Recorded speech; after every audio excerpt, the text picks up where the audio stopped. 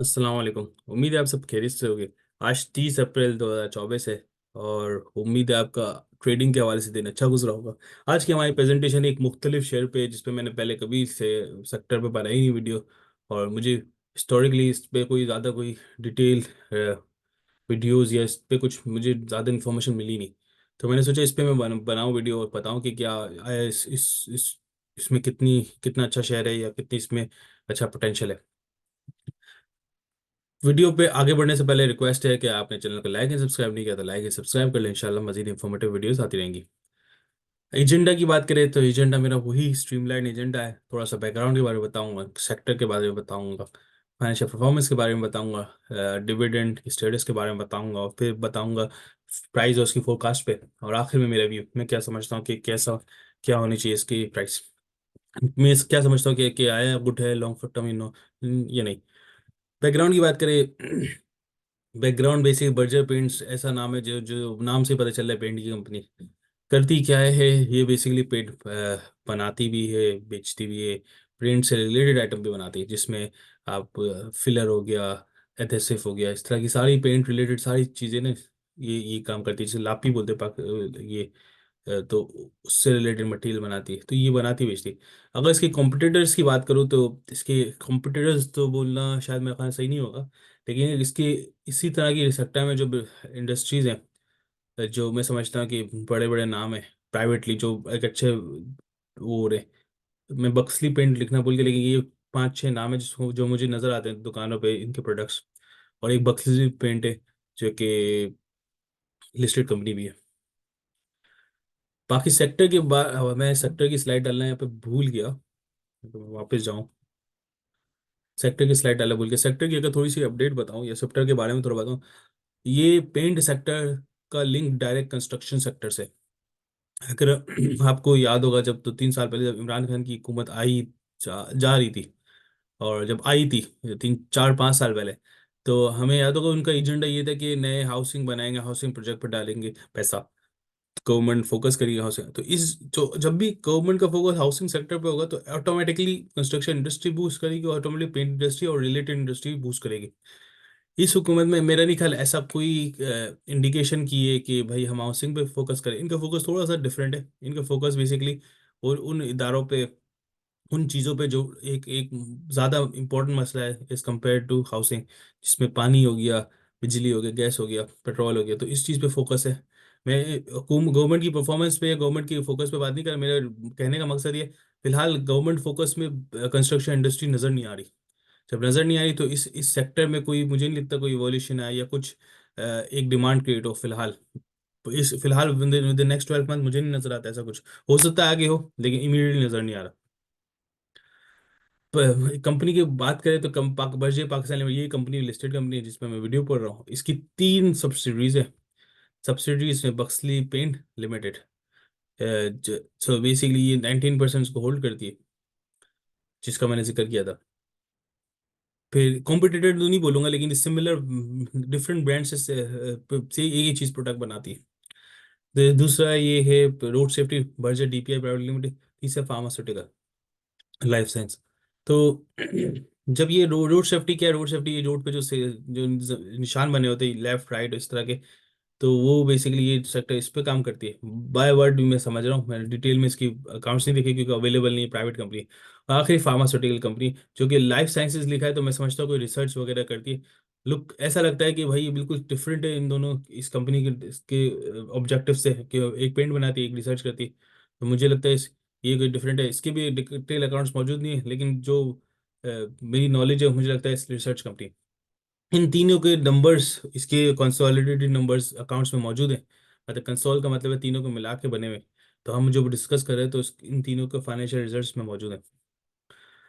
Performance की बात करें 2023 एंड करंट, मतलब 2022 से 23 की पहले बात करता हूँ, फिर मैं करंट पे बात करता हूँ। 2022 और 23 में देखा जाए तो इसकी रेवेन्यू और ग्रॉस प्रॉफिट में एक इंक्रीज आया, क्लियरली इंक्रीज नजर आया।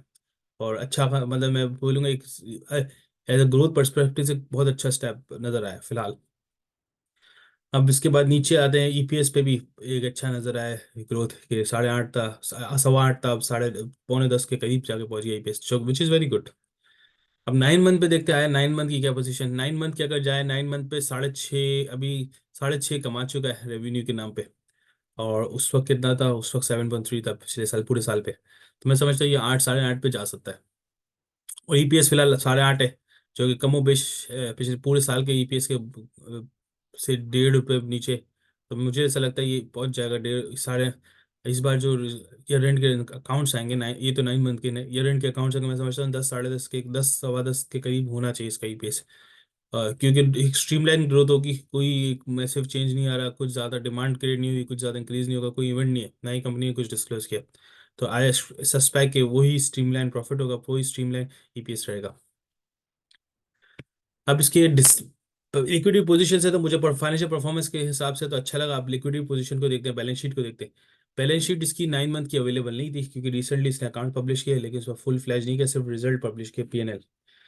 तो फुल बैलेंस शीट के लिए मैं दिसंबर का यूज़ किया। अच्छा, बैलेंस शीट मुझे बड़ी इसकी अच्छी लगी। क्यों अच्छी लगी? एक तो इसके करंट एसेट्स 4.5 4.7 है, और करंट लाइबिलिटी 3.1 है। ये तो मैं हमेशा ही कंपेयर करता हूँ टोटल को, करंट एसेट को कंपेयर करता हूँ करंट लाइबिलिटी से, और बोलता हूँ करंट एसेट ज़्यादा है तो अच्छी है। ये तो मैंने बात की। अब मैं दूसरी चीज़ जो बोलूंगा वो मैंने नहीं, मैंने पहले जिक्र किया। अब इसके अगर डिटेल में जाए ना 3.1 के डिटेल में कि इसके पास क्या क्या है।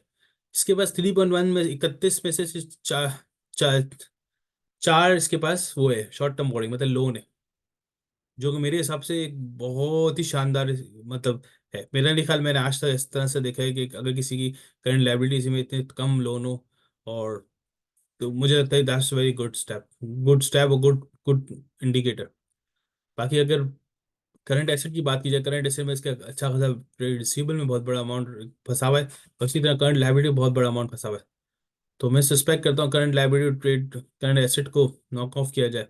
बाकी इसके स्टॉक में अच्छा खासा अमाउंट है। अच्छा, इस तरह की कंपनी के स्टॉक पे मैं फिलहाल डिस्कस नहीं करूंगा, ये मेरा टॉपिक नहीं है, लेकिन ये थोड़ा सा हल्का सा एक रफली आइडिया तो इनके स्टॉक ऐसे स्टॉक है जिसमें एक्सपायरी का रिस्क नहीं होता, क्योंकि पेंट काफ़ी लॉन्ग लास्टिंग होती है इसकी एक्सपायरी। तो दैट्स वेरी गुड। बाकी जो जितनी मैन्युफैक्चरिंग कंपनी, इनको सबसे बड़ा चैलेंज ये होता है कि एक्सपायरी या ऑब्सोलीट कुछ ऑब्सोलेंस का रिस्क होता है। तो इनमें थोड़ा सा कम है जरूर, लेकिन कम है। बाकी बैलेंस शीट और लिक्विडिटी पोजीशन वाइज मुझे बड़ी अच्छी लगी कंपनी। डिविडेंड की बात करें तो भाई डिविडेंड वाला शेयर नहीं है, डिविडेंड देता जरूर है, लेकिन इतना देता है कि ना, मतलब इसके अलावा हम बोले यार कि कुछ भी नहीं। मिसाल के तौर पे 4 4 रुपये देता था पिछले 3 सालों। अगर मैं 22 और 21 की बात, 4 रुपये दिए। 23 में कुछ नहीं दिया, 23 में बोनस दिया। तो डिविडेंड के लिए ये शेयर नहीं है। और देता डिविडेंड हर साल जून की में, जून के रिजल्ट के साथ अनाउंस करता है, जो कि सितंबर में पब्लिश होता है। तो विच इज गुड, स्ट्रीमलाइन कुछ ना कुछ दे रहा है। अभी भी देगा तो जून के पे देगा, अनाउंस करेगा जून के रिजल्ट के साथ, जो कि जब भी पब्लिश होंगे। प्राइस की बात करें 76 पे ट्रेड कर रहा है। अच्छा, इस शेयर में मुझे जो सबसे ज़्यादा चीज़ बुरी लगती है, या मैं बोलूँगा जो मुझे अट्रैक्टिव नहीं लगती ना, वो उसका वॉल्यूम है। इस शेयर में वॉल्यूम नहीं है भाई। और अगर हाई की बात की जाए तो अगर 2 3 महीने पहले ये 86 पे गया था, आप देखिए ना, 86 पे 3 महीने पहले गया था, और फिर अब अभी तक 76 पे घूम रहा है। तो ज़्यादा वॉल्यूम जब नहीं है तो बाइंग एंड सेलिंग भी कम, मतलब बाइंग एंड सेलिंग नहीं है तो शेयर की वैल्यू में भी कम हो, ज़्यादा बहुत टाइम लगेगा। इस हिसाब से मुझे इसके इन्वेस्ट ट्रेडिंग के पॉइंट से मुझे अच्छा नहीं लगा। ग्रोथ की वाइज देखा जाए तो मुझे लगता है कि स्टिल इस अंडर वैल्यू, और भी उसको होना चाहिए ऊपर। अगर इसकी इवन इसकी वो भी देख लें सब्सिडी बक्सली पेंट, वो 92 93 पे। तो आई थिंक इसको भी थोड़ा ऊपर होना चाहिए। लेकिन ये बहुत टाइम लगाएगा। मतलब इस साल के लिए मैं नहीं समझता कि इस साल के लिए हमें लेना चाहिए, टारगेट करना चाहिए 100 रुपये लेस से। मैं समझता हूँ उसको टाइम दें और फिर ग्रो करेगा। और फिलहाल शॉर्ट टर्म के लिए तो अवॉइड ही करना, बिल्कुल अवॉइड करना, बहुत छोटा वॉल्यूम है इसका इसलिए। बाकी मेरा आखिर में व्यू जो ओवर व्यू है कि लो वॉल्यूम शेयर है। तो जब एक चीज़ में निकल तो उसको बेचना मुश्किल है। तो एक चीज़ को बेचना मुश्किल है तो खरीदना भी मैं नहीं समझता कि एक अक्लमंदी फैसला होगा ट्रेडिंग के पॉइंट से। अच्छा, जिसको अगर लॉन्ग टर्म रखना है, वेरी लॉन्ग टर्म, नॉट मतलब 6 महीने या सॉरी 1 साल के लिए नहीं, 2 3 साल की रखना है तो रखें, गुड गुड मेरे ख्याल में। और construction industry eventually boost up करेगी क्योंकि पॉपुलेशन बढ़ रही है। बाकी थर्ड पॉइंट, लिक्विडिटी इसकी बड़ी अच्छी है, मतलब कि लोन्स इसके है नहीं मैसिव, तो मैं समझता हूँ कि that's a very good sign. मैं इसको फिलहाल अभी नहीं लूंगा, लेकिन मैं समझता हूँ मार्केट में अगर थोड़ी करेक्शन आती है तो इसके बाद मैं डेफिनेटली इसमें थोड़ी सी छोटी पोजीशन खोलूंगा फॉर 2 3 ईयर्स, और देखते हैं फिर क्या बनता है। I think that's it. ये मेरे व्यू शेयर के हवाले से कोई चीज़ मिस आउट की तो लाजमी मुझे बताएं, मैं कवर करूंगा। चैनल को लाइक एंड सब्सक्राइब कर दें और इंशाल्लाह ताकि मजीद इंशाल्लाह इंफॉर्मेटिव वीडियोस आती रहेगी। जज़ाकल्लाह, अस्सलाम वालेकुम।